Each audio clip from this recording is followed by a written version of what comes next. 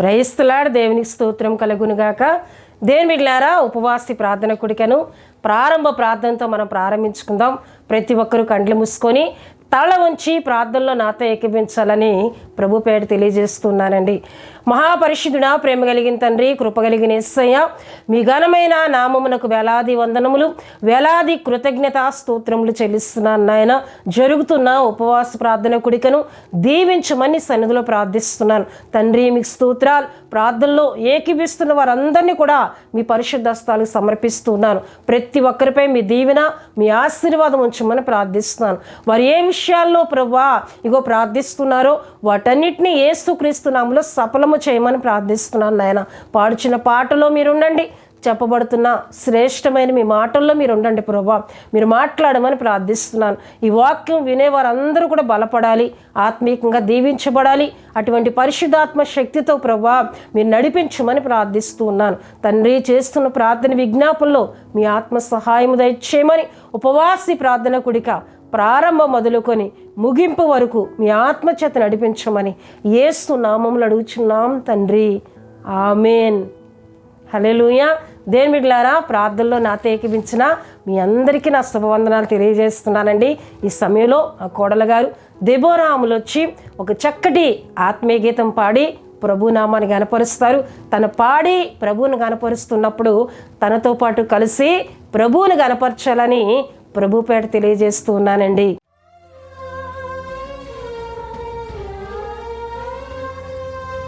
నేను మాత్రమే నేనమ్మానయ్యా, నీవు మాత్రమే నా ధైర్యం యేసయ్యా. నేను మాత్రమే నేనమ్మానయ్యా, నీవు మాత్రమే నా ధైర్యం యేసయ్యా.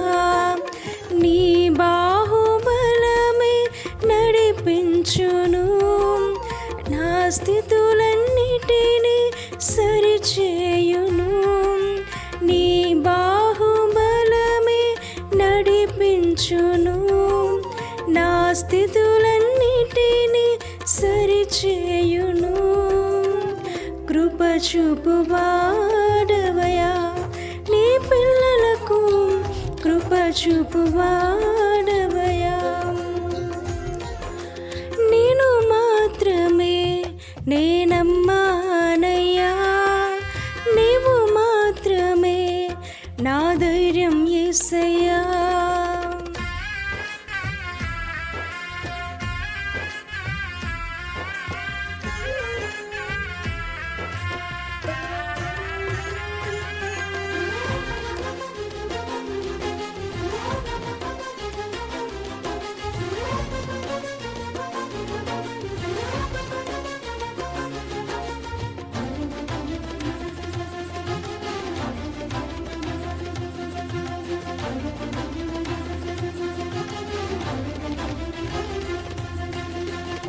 నీవు సెలవీయగా కలుగనిదేముంది, వాక్కును పంపగా జరుగనిదేముంది.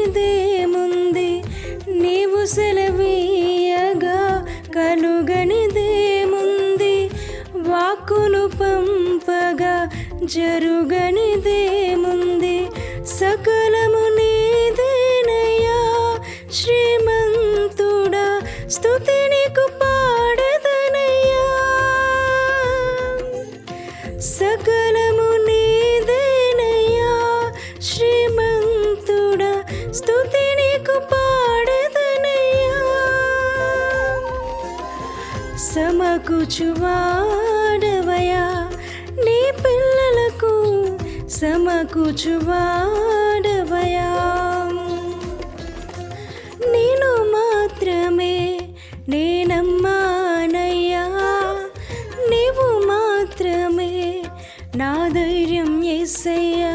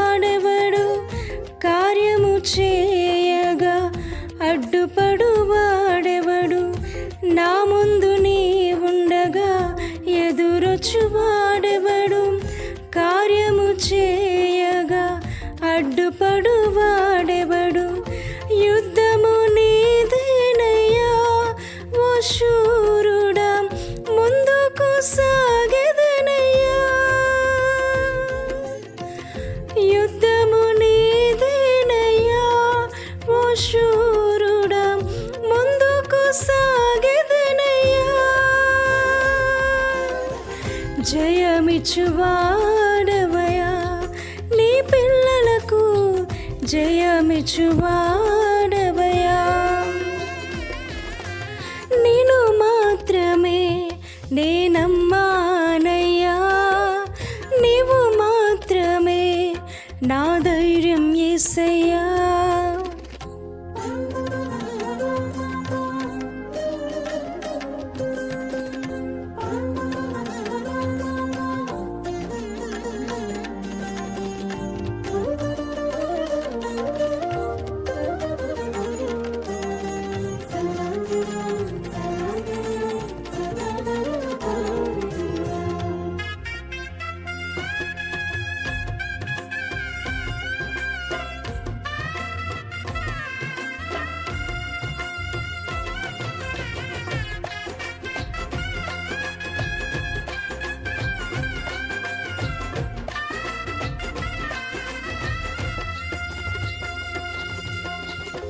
నీవు కరుణించగా కాదను వాడెవడు శక్తితో నింపగా ఓడించువాడెవడు నీవు కరుణించగా కాదను వాడెవడు శక్తితో నింపగా ఓడించువాడెవడు సాయము నీదేనయ్యా సహాయకుడా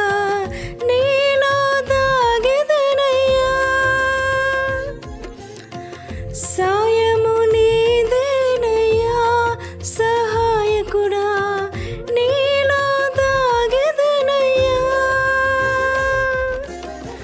బలమిచ్చువాడవయ్యా నీ పిల్లలకు బలమిచ్చువాడవయ్యా నిన్ను మాత్రమే నేనమ్మానయ్యా నీవు మాత్రమే నా ధైర్యం యేసయ్యా నిన్ను మాత్రమే నేనమ్మానయ్యా నీవు మాత్రమే నా ధైర్యం యేసయ్యా నీ బాహుబలమే నడిపించును నా స్థితులన్నిటినీ సరిచేయును నీ బాహుబలమే నడిపించును నా స్థితులన్నిటినీ సరిచేయును కృప చూపువాడవయ్యా నీ పిల్లలకు కృప చూపువాడవయ్యా నిన్ను మాత్రమే నేనమ్మానయ్యా నీవు మాత్రమే నా ధైర్యం యేసయ్యా దేని బిడ్డలారా చక్కటి పాట పాడి ప్రభు నామాన్ని కనపరిచిన దెబోరమ్మలు బట్టి తనతో పాటు కలిసి ప్రభువును కనపరిచిన మీ అందరిని బట్టి నేను దేవుని స్తుతిస్తున్నానండి. హల్లెలూయా హల్లెలూయా. దేని బిడ్డలారా ప్రతి శుక్రవారం నడిపించబడుతున్న మా ఉపవాస ప్రార్థన కుడికను వీక్షిస్తూ ఆత్మీయంగా బలపడుతున్న మీ అందరిని బట్టి కూడా నేను దేవుని స్తుతిస్తున్నానండి. అంతేకాకుండా మా కొరకు ప్రార్థన చేయండి అని తెలియజేసిన ప్రతి ప్రార్థనలు కూడా భారంతో ప్రార్థిస్తున్నాం. దేని బిడ్డలారా మీ కొరకు ప్రార్థిస్తున్నాం. ఇంకా ఏమైనా మీకు ప్రార్థన అక్కర్లు ఉన్నట్లయితే మాకు తెలియజేసినట్లయితే వాటన్నిటి కొరకు భారంతో ప్రార్థన చేస్తామండి. హల్లెలూయా హల్లెలూయా. దేని బిడ్డలారా ఉపవాసి ప్రార్థన కుడికలో మన వాక్య ధ్యానాంశంలోనికి మనం వెళ్ళిపోదాం. గడిచిన కొన్ని వారాలుగా ఒక అంశమును మనం ధ్యానం చేసుకుంటున్నాం. ఆ అంశము ఏమిటంటే బైబిల్ గ్రంథములోని రాజులు వారి ఆత్మీయతను తెలుసుకుందాం. బైబిల్ గ్రంథంలోని రాజులు వారి ఆత్మీయతను తెలుసుకుందాం అన్న అంశమును దేని బిడ్డలారా మనం ధ్యానం చేసుకుంటున్నాం. గడిచిన వారం మనం తెలుసుకున్న విషయాలను మరొకసారి మనం తెలుసుకుందాం. దేని బిడ్డలారా గడిచిన వారం దేని బిడ్డలారా అబ్షాలోం మరణం గురించి మనం చెప్పుకున్నాం. తండ్రికి అనగా దావీదునకు వ్యతిరేకంగా నిలిచి వ్యతిరేక బుద్ధితో వచ్చిన అబ్షాలోము చంపబడ్డాడు. దేవుని బిడ్డలారా అబ్షాలోము చంపబడిన విషయం తెలుసుకున్న దావీదు బహుగా ఏడ్చినట్లు గడిచిన వారం మనం తెలుసుకున్నాం. అయితే ఏమండి అక్కడున్న యావాబు వచ్చి అయ్యా అబ్షాలోము విషయం నువ్వు ఏడుస్తూ ఉన్నట్లయితే జనులందరూ కూడా చెల్లా చెదిరైపోతారు.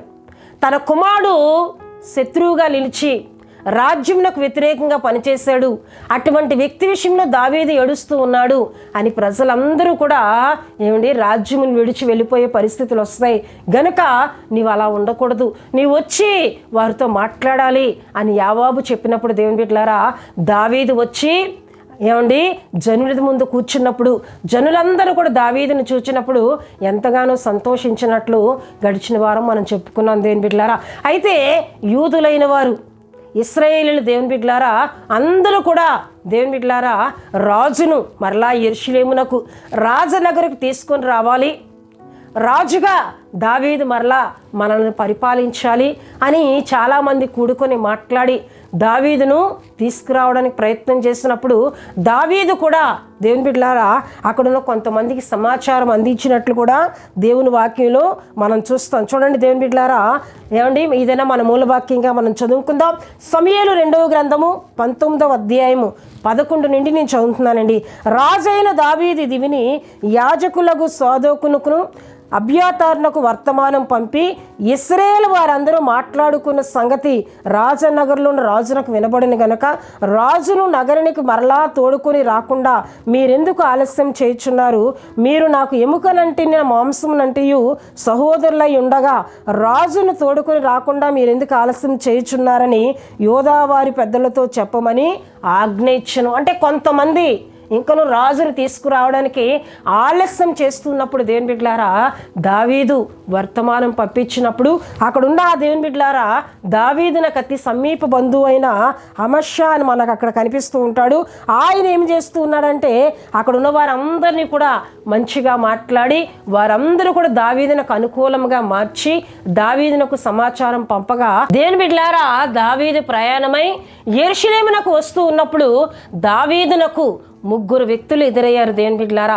ఈ 3 వ్యక్తులు ఎవరు?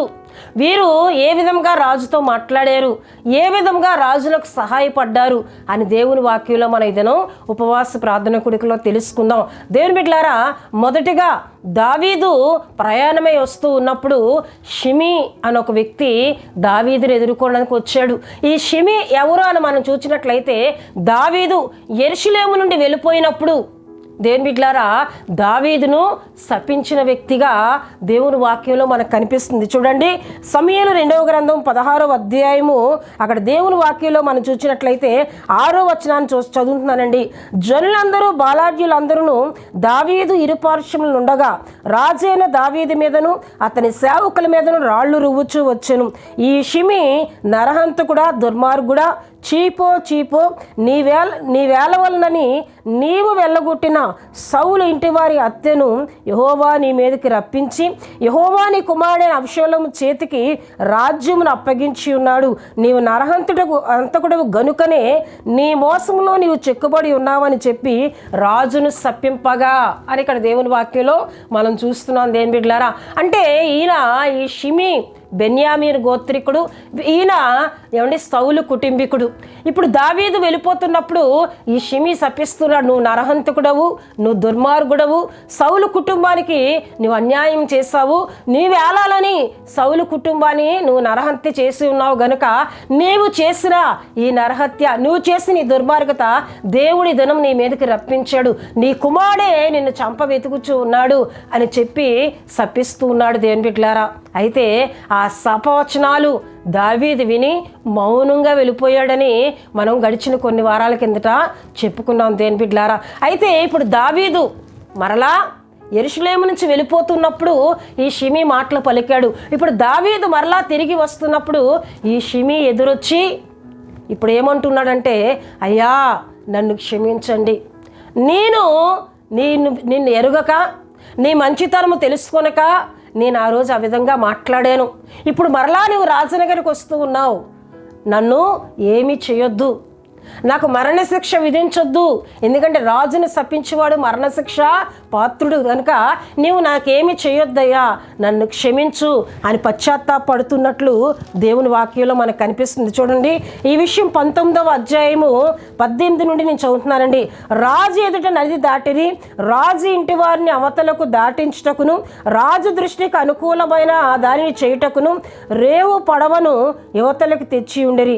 అంతటా గెరా కుమారుడు షిమి వచ్చి రాజు యొర్దాను నది దాటిపోగానే అతనికి సాష్టాంగపడి, నా ఏలినవాడా, నేను చేసిన ద్రోహము నా మీద మోపకము. నా ఏలినవాడవును రాజువునగు నీవు యెరూషలేమును విడిచిన వేళ నీ దాసుడునగు నేను మూర్ఖించి చేసిన దోషమును జ్ఞాపకం అందించుకొనకము, మనసునందించుకొనకము.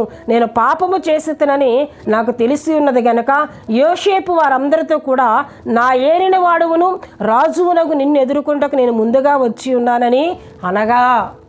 ఇప్పుడు షిమీ దేవుని బిడ్డలారా, రాజు ఎప్పుడైతే తిరిగి వస్తున్నాడో, అబ్షాలోము ఎప్పుడైతే మరణమయ్యాడో, అంటే దావీదునకు దేవుడు తోడుగా ఉన్నాడని, దావీదు మంచితనమును తెలుసుకున్న ఈ షిమీ ఏం చేస్తున్నాడండి, వచ్చి దావీదు దగ్గర పశ్చాత్తాపడుతున్నాడు. అయ్యా, నేను ద్రోహం చేశాను, నీ విషయంలో నేను అన్యాయంగా ప్రవర్తించాను, నన్ను క్షమించండి, నన్ను క్షమించి నన్నేమి చేయొద్దు, నన్ను జ్ఞాపకం నేను పలికిన మాటలను జ్ఞాపకం అందించుకోనవద్దు, నన్ను క్షమించు అంటుంటే అక్కడ ఉన్నవారు అంటున్నారు. దేవుని బిడ్డలారా, దేవుని వాక్యంలో మనం చూసినట్లయితే అక్కడ ఉన్నవారు చూడండి, 21వ వచనం నేను చదువుతున్నానండి. అంతటి సిరియా కుమారుడును అభిషై యెహోవా అభిషేకించిన వారిని శపించిన ఈ షిమీ మరణమునకు పాత్రుడు కాడా అనగా.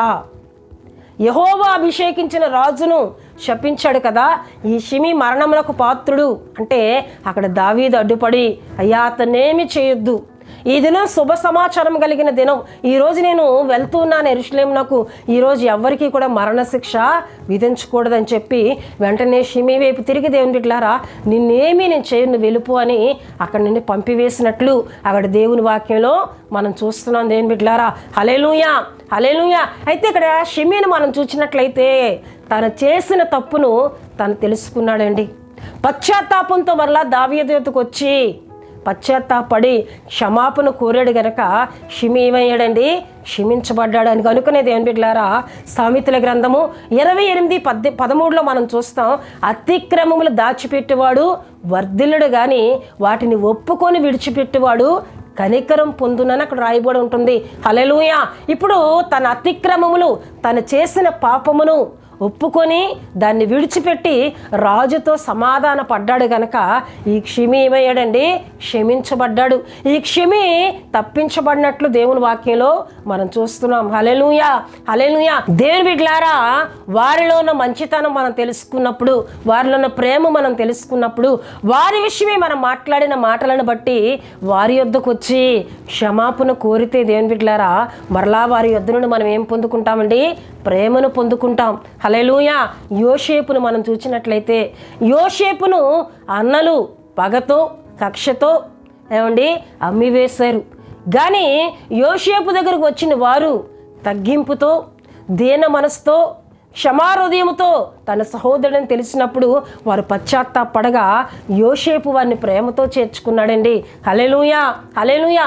ప్రేమ కలిగిన వారి మనస్సు, దేవుని బిడ్డలారా, క్షమాహృదయం కలిగిన వారి మనసు, అది దేవుడు కోరే మనస్సు అండి. అట్టి వారు ఎవరు వచ్చి నన్ను క్షమించు, నీ విషయంలో నేను తప్పుగా ప్రవర్తించాను అని చెప్పినప్పుడు వారు క్షమిస్తారు, ప్రేమ చూపిస్తారు తప్ప దూషించరండి. హల్లెలూయా. దావీదు అట్టి రీతిగానే షిమీని క్షమించి విడిచిపెట్టినట్లు దేవుని వాక్యంలో చూస్తాం.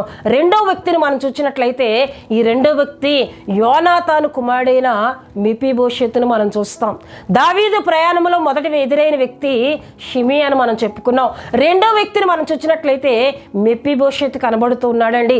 ఈ మెఫీబోషెతు దేవుని బిడ్డలారా ఏమండి, దావీదు ప్రాణ స్నేహితుడైన యోనాతాను కుమారుడు. అంతేకాకుండా ఇశ్రాయేలు మొదటి రాజైన సౌలు యొక్క మనవుడండి. దేవుని బిడ్డలారా, యోనాతాను మరణమైన తర్వాత దావీదు యోనాతాను కుటుంబంలో నేను ఉపకారము చేయడానికి ఎవరైనా ఉన్నారా అని వెతికినప్పుడు ఈ మెఫీబోషెతు కనబడుతున్నాడు. ఈ మెఫీబోషెతును దేవుని బిడ్డలారా దావీదు తన రాజనగరికి తీసుకుని వచ్చాడు. అయితే ఈ మెఫీబోషెతు కుంటివాడు, నడవలేనివాడు దేవుని బిడ్డలారా ఈ మెఫీబోషెతును దావీదు తన ఇంట చేర్చుకొని తన భోజనపు బల్ల దగ్గర అతడు కూడా ప్రతి దినం సదాకాలం భోజనము చేసే ఆ గొప్ప భాగ్యమును మెఫీబోషెతును కలుగు చేసినట్లు దేవుని వాక్యంలో మనం చూస్తాం. అయితే దావీదు మరలా తిరిగి యెరూషలేమునకు వస్తున్నాడని సమాచారం తెలుసుకున్న మెఫీబోషెతు దేవుని బిడ్డలారా దావీదుని ఎదుర్కోవడానికి వస్తున్నాడు. అయితే దావీదు ఆగి, మెఫీబోషెతు, నేను రాజనగర్ని విడిచి వెళ్ళిపోతున్నప్పుడు నీవెందుకు నాతో కూడా రాకుండా ఉండిపోయావు అని అడిగినట్లు అక్కడ దేవుని వాక్యంలో దేవుని బిడ్డలారా 24 నుండి మనం చదివినట్లయితే 19వ అధ్యాయంలో కనిపిస్తుంది. అయితే ఈ మెఫీబోషెతు దావీదు ఎడల ప్రేమ కలిగిన వాడు. ఎప్పుడైతే దావీదు యెరూషలేముని విడిచిపెట్టి వెళ్ళిపోయాడో అప్పటి నుండి కూడా మెఫీబోషెతు ఎలా ఉన్నాడంట అక్కడ ఆయన చెప్తూ ఉంటాడు. చూడండి దేవుని బిడ్డలారా, మరియు సౌలు కుమారుడగు మెఫీబోషెతు రాజుని ఎదుర్కొనుటకు వచ్చెను. రాజు పారిపోయిన దినం మొదలుకొని అతడు సుఖముగా తిరిగి వచ్చిన నాటి వరకు అతడు కాళ్ళు కడుక్కొనకయు గడ్డము కత్తిరించుకొనకయు బట్టలు ఉతుక్కొనకయు నుండెను. రాజుని ఎదుర్కొనుటకి అతడు యెరూషలేమునకు రాగా రాజు, మెఫీబోషెతు, నీవు నాతో కూడా రాకపోతేవని అతన్ని అడిగాను. హల్లెలూయా. దావీదు వెంటనే మెఫీబోషెతు అంటున్నాడు, మెఫీబోషెతు, నీవెందుకు నాతో పాటు రాలేదు? యెరూషలేములో నీవెందుకు ఉండిపోయావంటే, అయ్యా నా సేవకుడైనా షేబా నన్ను మోసం చేశాడు. నేను కుంటివాడను కదా, నన్ను ఎవరైనా గాడిద మీదకి ఎక్కించి కూర్చోపెట్టాలి. అయితే నన్ను పెట్టకుండా నా సేవకుడైన షేబా నన్ను మోసగించి నీ వద్దకు వచ్చి అబద్ధం ఆడాడు. ఏమని అబద్ధం ఆడాడంటే దేవుని బిడ్డలారా దేవుని వాక్యంలో మనం చూసినట్లయితే అక్కడ మనకు కనిపిస్తూ ఉంటుందండి. ఏమని అబద్ధం ఆడాడంటే దేవుని బిడ్డలారా దేవుని వాక్యంలో మనకు కనిపిస్తుంది. దేవుని వాక్యంలో మనం చూసినట్లయితే మెఫీబోషెతు యెరూషలేములో ఉండిపోయాడు. రాజా ఎందుకు ఉండిపోయాడంటే దావీదు యెరూషలేముని విడిచి వెళ్ళిపోయాడు కదా. ఇక యెరూషలేము నా తండ్రి రాజ్యం మరలా నేను స్వతంత్రించుకోగలను అంటే సౌలు తాత రాజు కనుక మరలా యెరూషలేము నాదవుతుంది అనే ఒక దురాలోచనతో ఉండిపోయాడని చెప్పి దేవుని బిడ్డలారా దావీదుతో అబద్ధం ఆడినప్పుడు కానీ దావీదు ఏమీ పట్టించుకోనక ఆ సమయంలో ముందుకు వెళ్ళిపోయాడు. ఇప్పుడు మెఫీబోషెతు అంటున్నాడు, అయ్యా నీతో అబద్ధం ఆడాడయ్యా, నేను మోసం చేస్తానని నన్ను మోసగించి నీ దగ్గరకు వచ్చి అబద్ధం చెప్పాడు, నన్ను విడిచిపెట్టి వచ్చేసాడయ్యా అంటే దావీదు మెఫీబోషెతును కూడా అర్థం చేసుకొని మరలా తను చేర్చుకున్నట్లు దేవుని వాక్యంలో మనం చూస్తాం. హల్లెలూయా, హల్లెలూయా. ఈ మెఫీబోషెతు దేవుని బిడ్డలారా దావీదు చూపిన ప్రేమకు కృతజ్ఞత కలిగిన వాడిగా మనకు కనబడుతున్నాడు. అంటే దావీదు యెరూషలేము నుంచి వెళ్ళిపోయినప్పుడు తాను దావీదుతో వచ్చేయాలని ప్రయత్నించాడు, కానీ తన సేవకుడైన షేబా మోసం చేసి తను తీసుకొని వెళ్లకుండా విడిచిపెట్టినప్పుడు అక్కడే ఉండిపోయి దేవుని బిడ్డలారా రాజు తిరిగి వచ్చినంత వరకు కూడా నేను కాళ్ళు కడుక్కొనను, నా గడ్డము నేను కత్తిరించుకొనను, నా బట్టలు నేను ఉతుక్కొను, ఈ విధంగానే దావీదు కొరకు నేను ఎదురు చూస్తానని దావీదు ఎడల ప్రేమ కలిగిన వాడిగా అలా ఉండిపోయినట్లు దేవుని వాక్యంలో మనకు కనబడుతుందండి. హల్లెలూయా, హల్లెలూయా. అంటే మెఫీబోషెతు కృతజ్ఞత కలిగిన వాడు. కృతజ్ఞత దావీదు విషయంలో దావీదు చూపిన ప్రేమను మర్చిపోకుండా కృతజ్ఞత కలిగిన వాడుగా ఇక్కడ మెఫీబోషెతును మనం చూస్తూ ఉన్నామండి. కృతజ్ఞత కలిగిన వారంగా మనం ఉండాలి. ఉపవాసి ప్రార్థన కుడికలో దేవుడు మనతో మాట్లాడుతున్నాడు. దేవుని బిడ్డలారా ఇతరులు మన ఎళ్ళ ప్రేమ చూపినప్పుడు, ఇతరులు మనకు సహాయం చేసినప్పుడు వారికి శ్రమ కలిగిందా, వారు ఏదైనా శ్రమలో శోధనలో వారు ఉన్నారా, వారి విషయంలో చింత కలిగి ప్రార్థించే వారంగా మనం ఉండాలి. ఇక్కడ మెఫీబోషెతు దావీదు విషయంలో చింత కలిగి ఏం చేస్తూ ఉన్నాడండి, కాళ్ళు కడుక్కొనకుండా, బట్టలు ఉతుక్కొనకుండా, గడ్డము కత్తిరించుకొనకుండా తన కొరకు ఎదురు చూచినట్లు దేవుని వాక్యంలో మనం చూస్తున్నాం. అంటే మనకు సహాయం చేసిన వారు, మనల్ని ఆపదలో ఆదుకున్నవారు దేవుని బిడ్డలారా ఏదైనా శోధనలో ఏదైనా అనారోగ్య పరిస్థితిలో ఉన్నట్లయితే వారి కొరకు ఉపవాసం ఉండి ప్రార్థించే ఆత్మీయతను మనం కలిగి ఉండాలి. అదే కృతజ్ఞత హృదయం అండి. నేను కృతజ్ఞత హృదయం కలిగి ఉన్నానని చెప్పుకుంటూ వారు శ్రమలో ఉన్నారు పర్వాలేదులే అని మనం సుఖిస్తూ సంతోషిస్తూ ఉంటే అది దేవుని దృష్టికి మంచిది కాదు, అది దేవుని దృష్టికి అనుకూలమైన ఆత్మీయత కాదు. ఇక్కడ మెఫీబోషెతు యొక్క ఆత్మీయత దేవునికి ఇష్టమైనదండి. దావీదు విషయంలో కృతజ్ఞత హృదయం కలిగిన వాడిగా దావీదు వస్తున్నాడని తెలుసుకున్న వెంటనే దావీదుని ఎదుర్కోవడానికి వచ్చాడు దేవుని బిడ్డలారా. రెండో వ్యక్తిగా మనకి ఎవరు కనిపిస్తున్నారండి? మెఫీబోషెత్ కనిపిస్తున్నాడు. దావీదు ప్రయాణంలో మొదటి షీమీని మనం చూసాం, రెండోదిగా మెఫీబోషెత్తును చూసాం. మూడో వ్యక్తిగా మనం చూసినట్లయితే చూడండి దేవుని బిడ్డలారా, అక్కడ 31వ వచనం నుంచి చదువుతున్నానండి. మరియు గిలాదీయుడకు బర్జిల్లై రోగేలీము నుండి యోర్దాను అద్దరికి వచ్చి రాజుతో కూడా నది దాటెను. ఈ బర్జిల్లై మనం చూసినట్లయితే ఈయన గొప్ప ధనవంతుడు అని దేవుని వాక్యంలో మనకు కనిపిస్తుంది.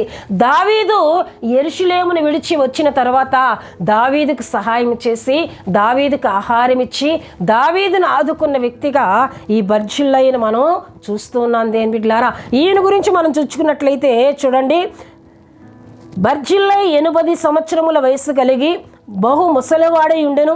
అతడు అధిక ఐశ్వర్యవంతుడు.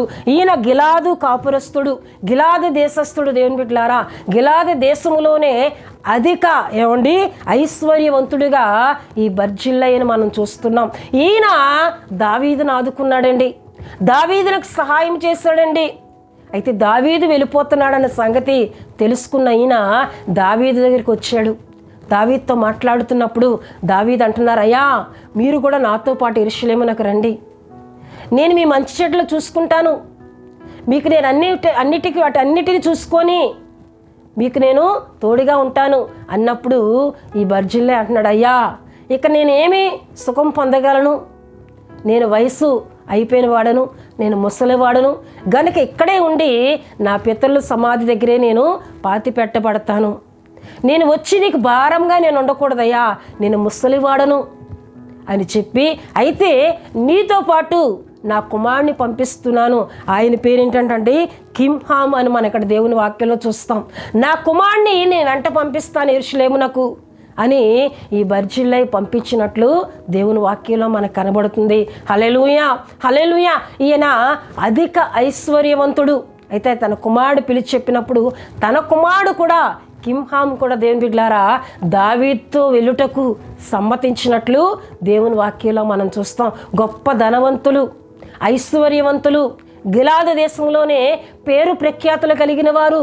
అటువంటి కింహాం దేవుని బిడ్డలారా దావీదుతో పాటు యెరూషలేమునకు వచ్చినట్లు సమ్మతించినట్లు దేవుని వాక్యంలో మనం చూస్తాం. దావీదుతో పాటు వచ్చినట్లు దేవుని వాక్యంలో మనం చూస్తున్నాం దేవుని బిడ్డలారా. హల్లెలూయా, హల్లెలూయా. ఒక యవ్వనస్తుడు, గొప్ప ధనవంతుడు, ఐశ్వర్యవంతుడు, పేరు ప్రఖ్యాతులు కలిగిన వాడు అక్కడే ఉండి ఆ భోగమును అనుభవించవచ్చు. ధర్మ ద్వారా గొప్పగా ఇష్టానుసారంగా బ్రతకొచ్చు. ఎవరండి? ఈ కింహాం దేవుని బిడ్డలారా. కానీ వాటన్నిటినీ కాక దావీదులో ఉన్న ప్రేమ, దావీదులో ఉన్న మంచితనం చూచిన ఈ కింహాం కూడా యెరూషలేమునకు వచ్చుటకు సమ్మతించాడండి. అంటే దేవుని బిడ్డలారా యెరూషలేములో ఉన్న దేవుని యొద్దకు కూడా తను వచ్చాడు. యెరూషలేములో ఉన్న దేవుని ప్రేమించాడు. ఎవరండి? ఈ కింహాం అనే దేవుని వాక్యంలో మనం చూస్తున్నాం. గొప్ప ధనం ఉంది, ఎలా అయినా బ్రతకొచ్చు, తండ్రి ముసలివాడు, ఆ ధనమంతా ఇంకా తనదే. కానీ దావీదుతో వెళ్ళమన్నప్పుడు దావీదుతో వచ్చుటకు సమ్మతించినట్లు ఈ కింహామును మనం చూస్తూ ఉన్నాం దేవుని బిడ్డలారా. హల్లెలూయా, హల్లెలూయా. ధనము కంటే దావీదు కలిగి ఉన్న దేవుని గొప్పతనాన్ని, ధనము కంటే దావీదులో ఉన్న ప్రేమను, దావీదులో ఉన్న మంచితనాన్ని చూచిన కింహాం దావీదుతో పాటు యెరూషలేమునకు వచ్చాడు దేవుని బిడ్డలారా. హల్లెలూయా, హల్లెలూయా. ఈ వాక్యం మనం చూసినట్లయితే దేవుని బిడ్డలారా గిలాదు దేశంలో ఉన్న ధనం అవ్వచ్చు, ఐశ్వర్యం అవ్వచ్చు, అది లోకానికి సాదృశ్యంగా ఉంది. చాలామంది యవనస్తులు ధనవంతులు కుమారులైతే ఇక వారు దేవుని యొద్దకు రారు, ధనాన్ని పట్టుకొని వారి ఇష్టానుసారంగా జీవిస్తారు దేవుని బిడ్డలారా. దేవుని సన్నిధికి రారు, దేవుని ఆలయానికి రారు, పరిశుద్ధం దినము కూడా దేవుని మర్చిపోయి వారి ఇష్టానుసారంగా జీవిస్తూ ఆహ్లాదకరమైన ప్రదేశాలకు వెళ్ళిపోతూ మత్తుకు బానిసైపోయి చెడు స్నేహాలతో తిరుగుతూ పాపేచ్చుల్లో తూగుతూ ఉంటారు. కానీ ఈ కింహాం అలా లేడండి. హల్లెలూయా, హల్లెలూయా. ఈ కింహాం మనకు తెలియజేసిన ఆత్మీయ సత్యం ఏమిటంటే ధనము శాశ్వతము కాదు, పేరు ప్రఖ్యాతులు శాశ్వతము కాదు, దేవుడు శాశ్వతుడు. ఆ దేవుడు యెరూషలేములో ఉన్నాడు, అక్కడికి నేను వెళ్తూ ఉన్నానని కింహాము ఉపవాసి ప్రార్థన కుడికలో మనకు ఒక ఆత్మీయ సందేశాన్ని ఇస్తూ ఉన్నాడు. దేవుని బిడ్డలారా, ధనము ఏమండి అది ఎప్పుడు నశించిపోతుందో మనకు తెలియదు. ధనవంతులగుటకు ఆపేక్షించువారు శోధంలోను ఉరిలోను పడతారని తిమోతి పత్రికలో మనం చూస్తాం. ధనవంతులు అవుటకు చాలామంది అపేక్షించి దేవుని సన్నిధిని సైతం విడిచిపెట్టి, పరిశుద్ధ దినాన్ని సైతం విడిచిపెట్టి లోకములో వేటినో సంపాదించుట కొరకు, ధనము పోగేసుకోవడం కొరకు అనేక మంది యువత, అనేక మంది దేవుని బిడ్డలారా తిరుగుతూ ఉన్నారు. అది శాశ్వతము కాదండి. దేవుని బిడ్డలారా, దేవుని సన్నిధే శాశ్వతమైనది. దేవుని సన్నిధిలో నీవు ఉండినట్లయితే ఆశీర్వాదం గొప్పది. ఎందుకంటే యెహోవా ఆశీర్వాదము ఐశ్వర్యం ఇచ్చినని సామెతల గ్రంథము 10వ అధ్యాయము 22లో మనం చూస్తాం. యెహోవా ఆశీర్వాదము ఐశ్వర్యం ఇస్తుంది. నువ్వు దేవుని సన్నిధిలో ఉంటే ఆయన ఆశీర్వాదం నీ పొందుకుంటే ఐశ్వర్యం నీ వెంట వస్తుంది. నీవు ఐశ్వర్యం వెంట వెళ్ళవలసిన పని లేదు. ఎందుకంటే ఐశ్వర్యము రెక్కల ధరించిన పక్షి అని సామెతల గ్రంథం 22లో మనం చూస్తాం. దేవుని బిడ్డలారా, దేవుని వాక్యంలో మనకు కనిపిస్తుంటుంది. అది రెక్కల ధరించిన పక్షి అండి. అది ఎప్పుడు ఎగిరిపోతుందో, ఎప్పుడు ఎవరి ఇంట ఉంటుందో మనకు తెలియదు. దాని కొరకు మనం దేవుని విడిచిపెట్టామా, దాని కొరకు దేవుని సన్నిధిని విడిచిపెట్టామా, అది ఎప్పుడు ఎగిరిపోతుందో మనకు తెలియదు. కానీ దేవుడు శాశ్వతమైన వాడు. దేవుడు మనతో ఉండేవాడు, మన శ్రమలో మనల్ని బలపరిచేవాడు, మన అక్కర్లను తీర్చేవాడు. అటువంటి దేవునికి మనం ఏమివ్వాలండి? ప్రాధాన్యతనివ్వాలి. అప్పుడు ఆయన ఆశీర్వాదం, యెహోవా ఆశీర్వాదము మనకు ఐశ్వర్యం కలుగజేస్తుంది. హల్లెలూయా, హల్లెలూయా. గొప్ప ఐశ్వర్యం ఉంది, కానీ దానికంటే ఏది గొప్పదని కింహాం తెలుసుకున్నాడండి? యెరూషలేములో ఉన్న దేవుని సన్నిధి, యెరూషలేములో ఉన్న దేవుని సన్నిధే గొప్పదని. దావీదు కలిగి ఉన్న దేవుడు గొప్పవాడని తెలుసుకున్న కింహాం యెరూషలేమునకు వచ్చాడు. దేవుని బిడ్డలారా, హల్లెలూయా. ఉపవాస ప్రార్థన కుడికలో 3 వ్యక్తుల గురించి మనం చెప్పుకున్నాం. మొదట షీమి ఎదురయ్యాడు దావీదునకు, రెండోదిగా మెఫీబోషెతు, మూడోదిగా బర్జిల్లయి అని మనం చూస్తూ ఉన్నాం. ఇతను కుమారుడైన కింహామును మనం చూస్తున్నాం. ఈ కింహాం ఎక్కడికి వచ్చాడండి? యెరూషలేమునకు వచ్చాడు. దేవుని ఆశీర్వదింపబడిన స్థలమునకు వచ్చాడు. కనుక మనం కూడా దేవుని సన్నిధికి, దేవుని ఆశీర్వాదం కలిగిన స్థలాలకి రావాలి తప్ప దేవుని ఆశీర్వాదం లేని స్థలాలకి మనం వెళ్ళామా దేవుని కోపము, దేవుని శాపము పొందుకుంటాం. అటువంటి స్థితికి చోటివ్వక కింహాం వలె దేవుని ఆశీర్వాదం కలిగిన స్థలాలకు రావాలని ప్రభుపేట తెలియజేస్తూ ఉన్నానండి. హల్లెలూయా, హల్లెలూయా.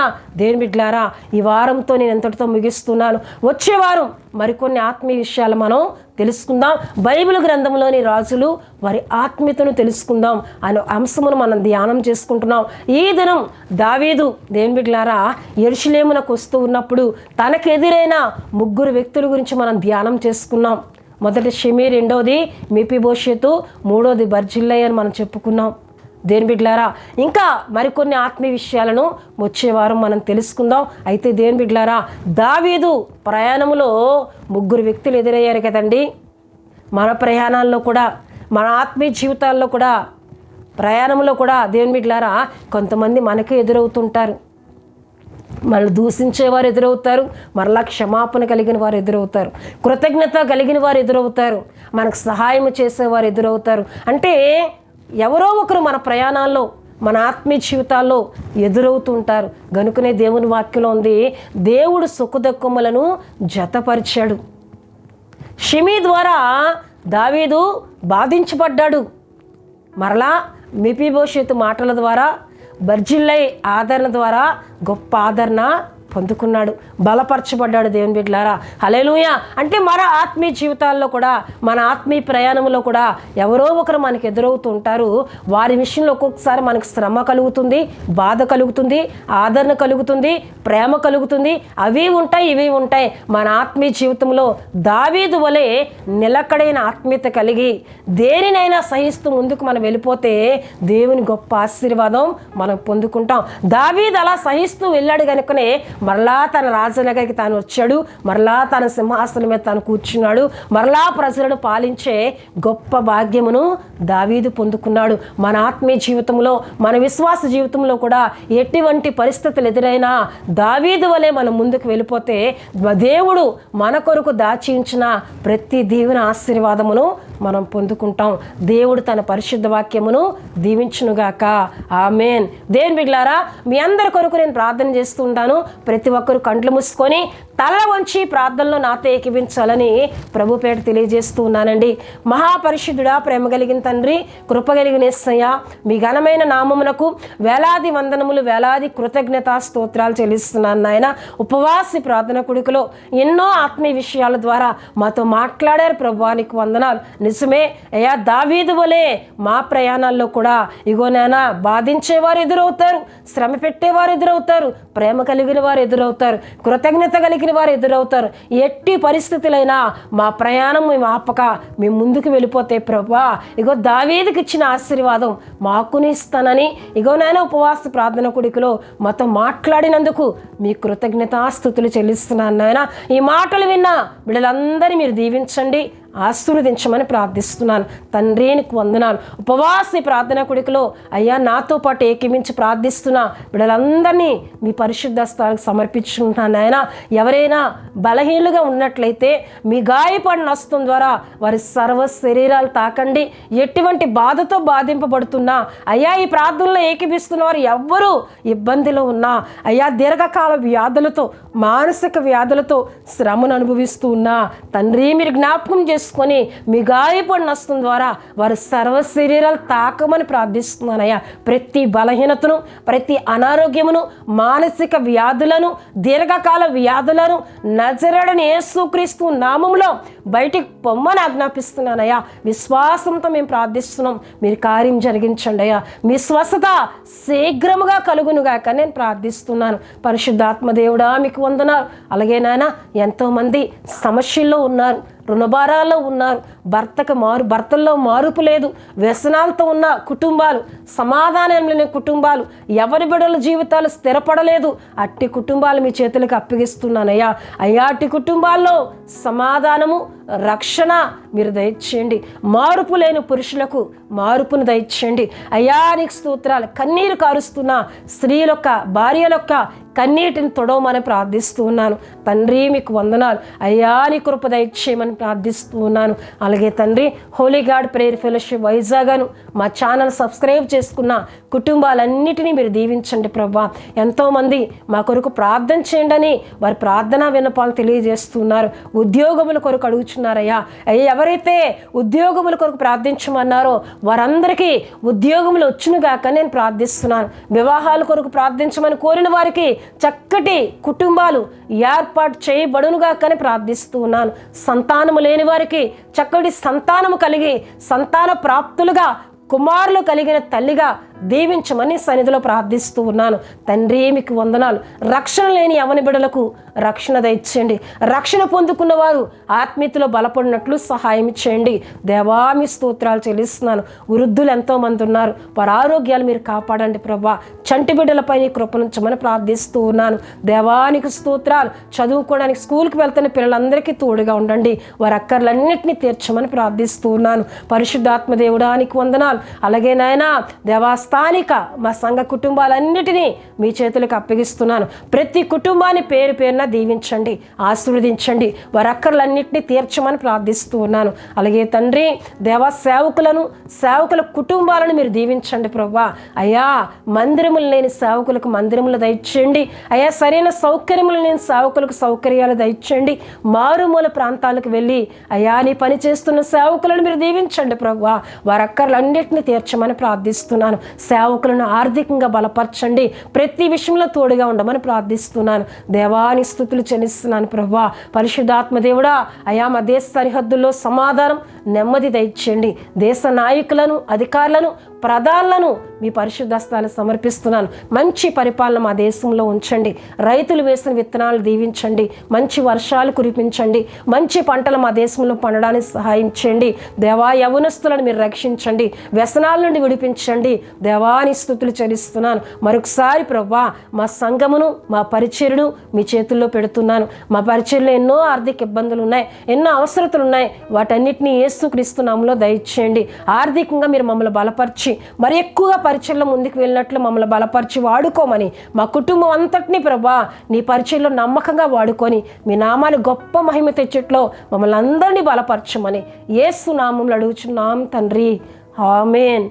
పరలోకమందున్న మా తండ్రి, మీ నామం పరిశుద్ధపరచబడునుగాక, మీ రాజ్యం వచ్చునుగాక, మీ చిత్తం పరలోకమందు నెరవేరునట్లు అలాగనే భూమి యందు నెరవేరునుగాక. మాకు కావలసిన అందిన ఆహారం మాకు దయచేయము. మా రుణస్తులను మేము క్షమించిన ప్రకారం రుణములను క్షమించము. మమ్మల్ని శోధనలోని తేక దుష్టు నుండి తప్పించము. ఎందుకంటే రాజ్యము, బలము, మహిమ నిరంతరము మీరే ఉన్నారు తండ్రి. ఆమెన్. యేసు రక్తమే జయం. ప్రభు యేసు రక్తమే జయం. ప్రభు యేసు రక్తం సంపూర్ణమైనది. అపవాది క్రియలకు అనంత నాశనం కలుగునుగాక. Amen, amen, amen. ప్రభు మిమ్ములను, మీ కుటుంబాలను దీవించునుగాక. ఆమెన్.